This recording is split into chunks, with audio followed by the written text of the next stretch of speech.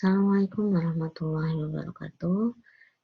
Kita akan masuk ke pembahasan fuzzy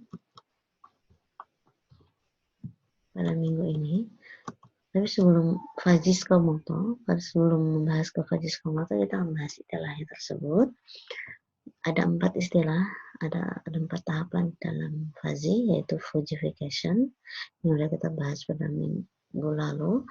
Inferensi berkaitan dengan kaidah atau rule, konversisi ke aplikasi, kombinasi dari keluar semua rule, nanti ada bagaimana kombinasinya. Specification adalah perhitungan Gibbs output. Kita bahas apa itu fuzzy Sakamoto. Fuzzy Sakamoto berkaitan dengan nama penemu dari metode ini, yaitu Sakamoto sendiri. Sakamoto ada setiap quotient ada aturan yang berbentuk if then. Jika dia menggunakan konjungsi dan, maka dicari nilai minimal. Jika konjungsi atau, dicari nilai maksimal. Nah, nilai akhir yang digunakan menggunakan nilai rata-rata terbobot Kusuma Dewi 2003. Kita akan masuk ke contoh soal. Sebuah perusahaan makanan kaleng akan produksi makanan jenis ABC dari data 1 bulan terakhir. Kita perhatikan ada sini permintaan terbesar hingga mencapai 5.000 kemasan per hari dan permintaan terkecil 1.000 kemasan per hari. Untuk yang persediaan barang di gudang paling banyak sampai 600 kemasan per hari, paling sedikit 100 kemasan per hari.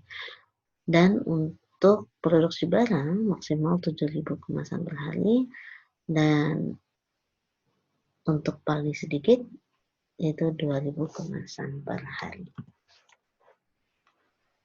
Dari data tersebut kita membuat 4 aturan, ada row pertama, row kedua, row ketiga, row keempat.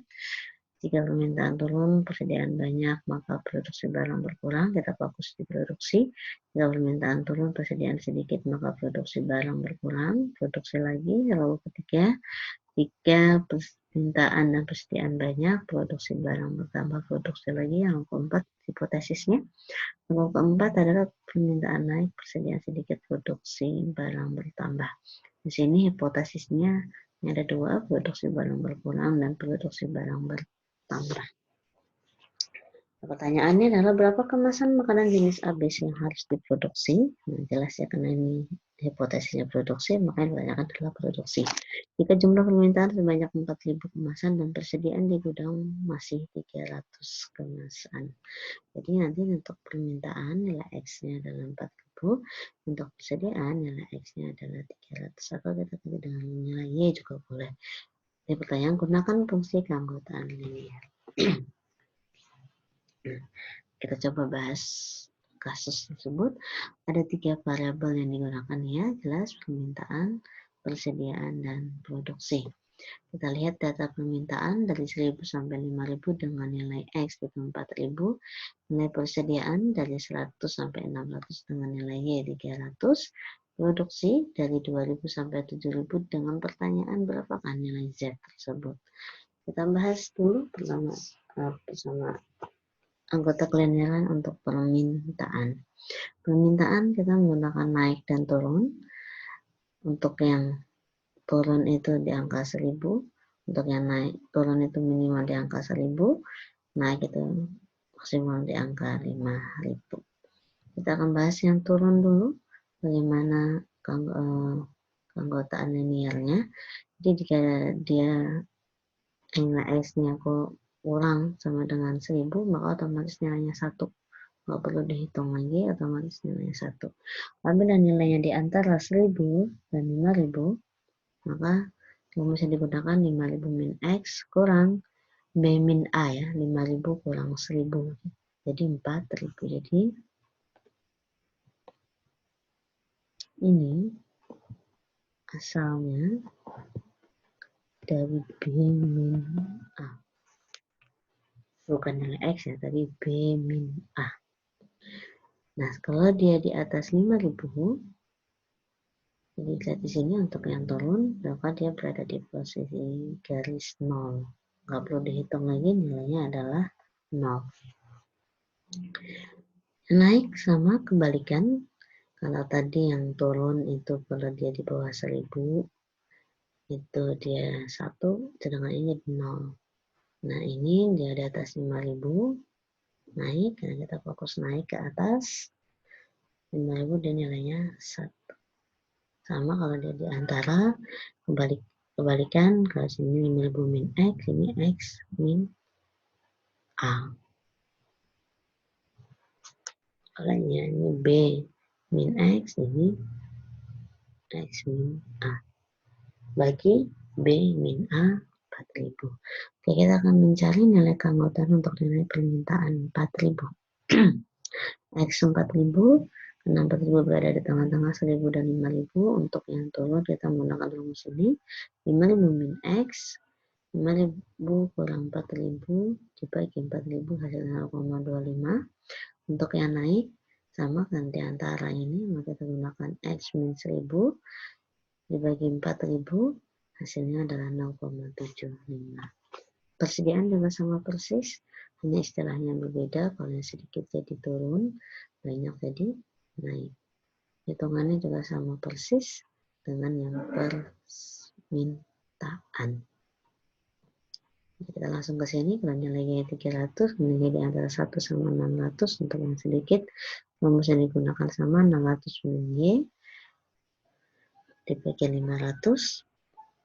Kalau yang banyak, kena 300 juga, jadi Y min 100 dibagi 500. Ingat, 500 ini hasil dari pengurangan 600 kurang 100. Jadi untuk yang persediaan sedikit, maka hasil akhirnya adalah 0,6. Persediaan banyak, hasil akhirnya adalah 0,4.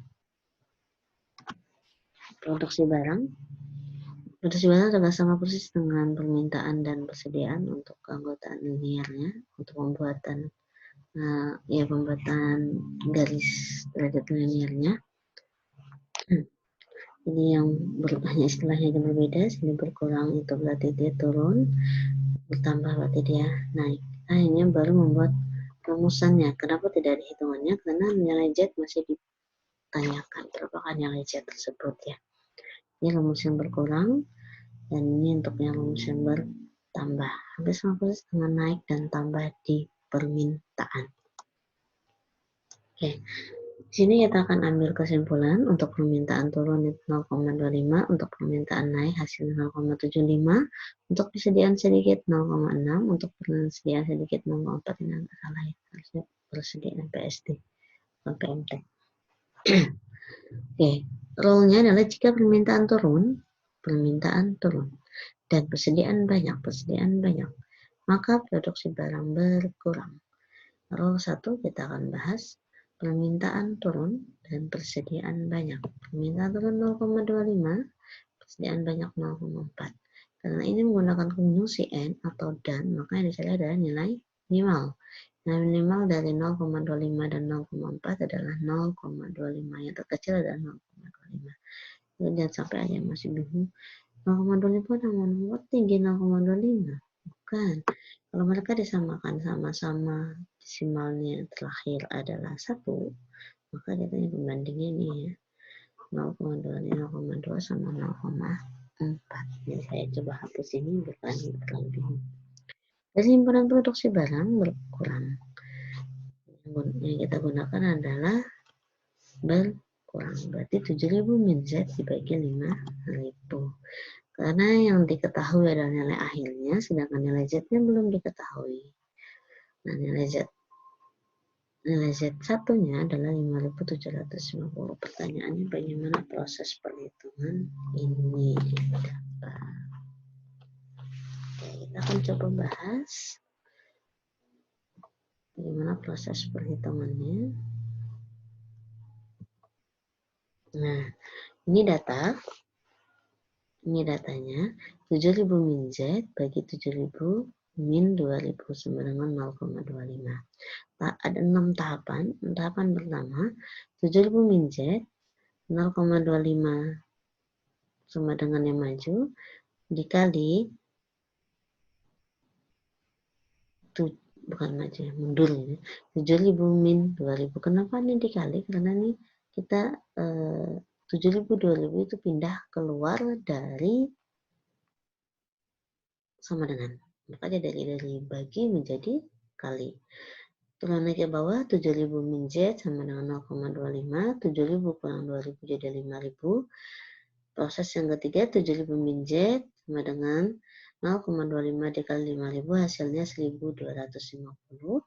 Turun lagi, 7.000 turun.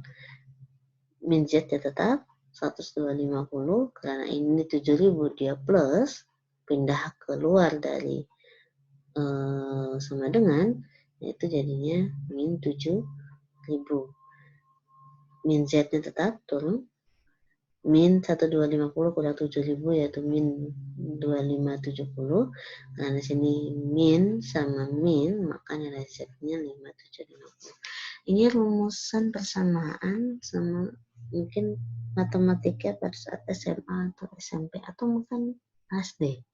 Nah, ini kita ulang lagi ya mata pelajaran matematika di saat SD, SMP atau SMA. Kan ingat saya dapatnya SMP ya. Ingat saya. Itu kalian bisa coba lagi. Tuh, proses perhitungan mendapatkan nilai 5.750. Kita lanjutkan. Ya, kita lanjutkan perhitungan untuk rule kedua. Rule kedua juga sama persis. Jika permintaan turun, persediaan sedikit, permintaan turun 0,25, persediaan sedikit 0,6, maka produksi barang berkurang. Karena menggunakan dan, maka cari nilai terkecilnya, turun 0,25, sedikit 0,6, maka dapatkan 0,25. Dari himpunan produksi yang dicari adalah tetap berkurang, sama persis dari rule 1 tadi, hasilnya adalah karena nilainya tidak berubah, akhirnya 0,25, maka tetap hasilnya adalah 5.750. Rule yang ketiga, jika permintaan naik dan persediaan banyak. Permintaan naik itu dari 0,75, banyak ke 0,4, karena menggunakan dan juga, maka dicari nilai terkecil 0,75 dan 0,4. 0,7 sama 0,4 jadinya 0,4 terkecil. Nah, ini yang agak berbeda gitu ya. Karena dari himpunan produksi barang bertambah. Bertambah kita lihat di sini. Z min 2.000 dibagi 5.000. Nah, hasilnya adalah 4.000. Proses perhitungan untuk dapat 4.000 hampir sama persis dengan perhitungan yang saya ajarkan tadi. Jadi kalau kalian bingung bisa coba sendiri ya. Z min 2.000 dibagi 5.000. Atau bisa buka cari-cari searching materi matematika zaman sekolah dulu. Oke. Rule 4 sama permintaan naik. Naik itu 0,75 dan persediaan sedikit itu 0,6, produksi barang bertambah. Karena menggunakan N, bukan nilai terkecil dicari 0,75 sama 0,6 ada 0,6. Dari himpunan produksi barang bertambah. Kalau bertambah berarti rumusnya adalah Z min 2.000 dibagi 5.000 sama 0,6. Dengan nilai Z 4 adalah 5.000. Nah, ini tadi untuk proses ya. Nah, ini untuk proses ini ada istilah-istilah ya. Nah, gimana proses fugification? Fugification itu ini. Nah, ini proses fugification. Fugification, FUGIF. Sedangkan yang ini yang kita bahas ini adalah proses inferensi.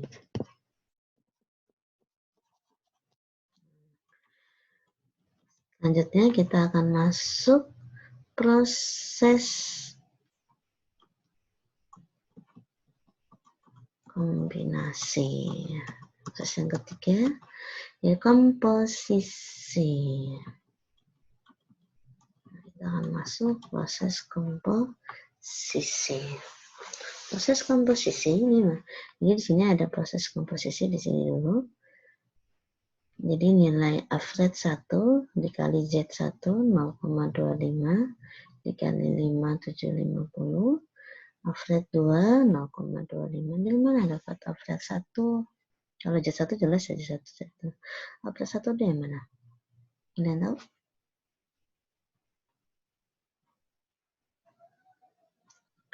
Oke, average 1 tuh dari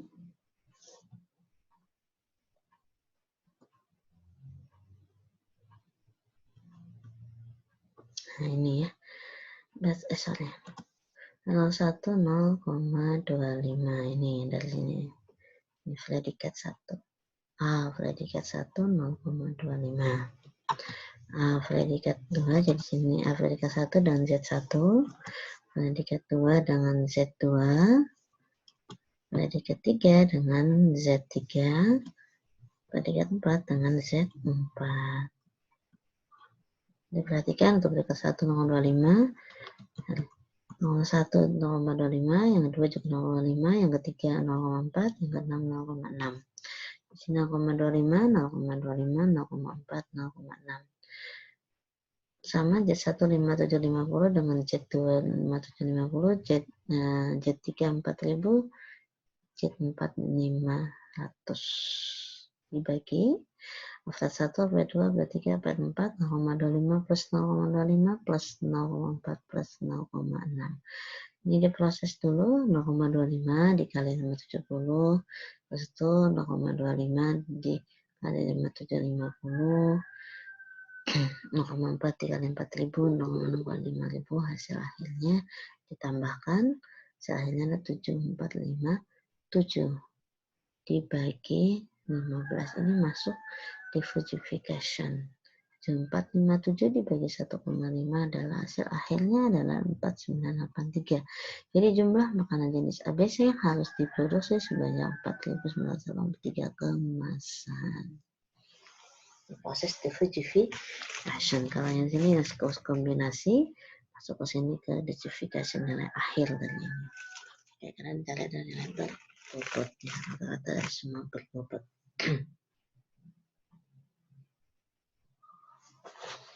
Oke. Nah, ini tugas untuk kalian. Perhatikan untuk yang NIM.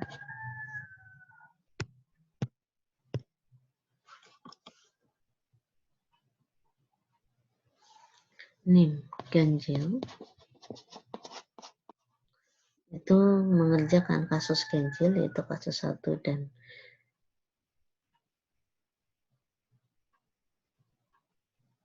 NIM ganjil itu mengerjakan kasus 1 saja. NIM genap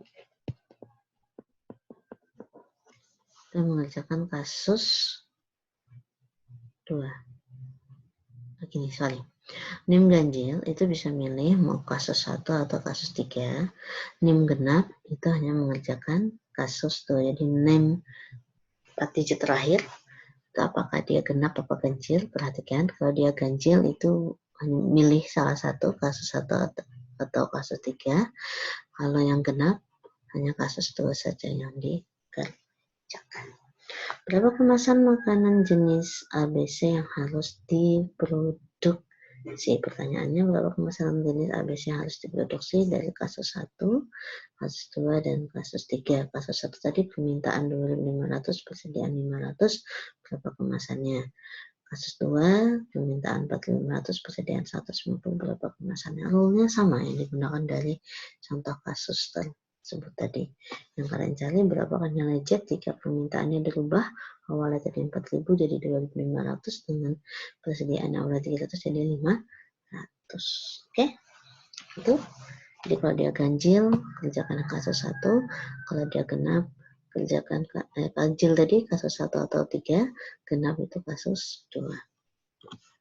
Kapisme untuk teman-teman semua, kesuksesan adalah hasil dari kesempurnaan, kerja keras, belajar dari pengalaman, loyalitas, dan kegigihan.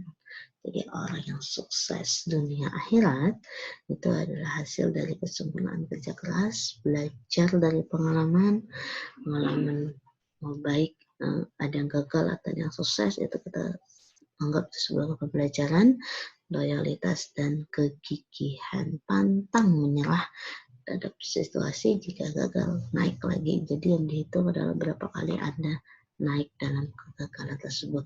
Tidak ada manusia yang tidak gagal di dunia ini, tidak ada manusia yang tidak gagal dalam dunia ini, akan tetapi bagaimana dia mengolah atau mengatasi, menghadapi kegagalan tersebut menjadi sebuah kebangkitan untuk mencapai kesuksesan. Cukup sekian dari saya. Jika ada yang mau bertanya, ada yang bingung terhadap Fajis Komoto ini, bisa japri langsung, jangan sungkan, saya tidak akan memarahi kalian atau bla bla bla karena kalian nggak paham dan lainnya. Saya sangat welcome bagi kalian yang ingin bertanya dengan baik. Kalau bisa jika kalian yang belum pernah berkomunikasi dengan saya sebelumnya, maka kalian bisa menyebutkan nama kalian. Cukup sekian dari saya. Wassalamualaikum warahmatullahi wabarakatuh.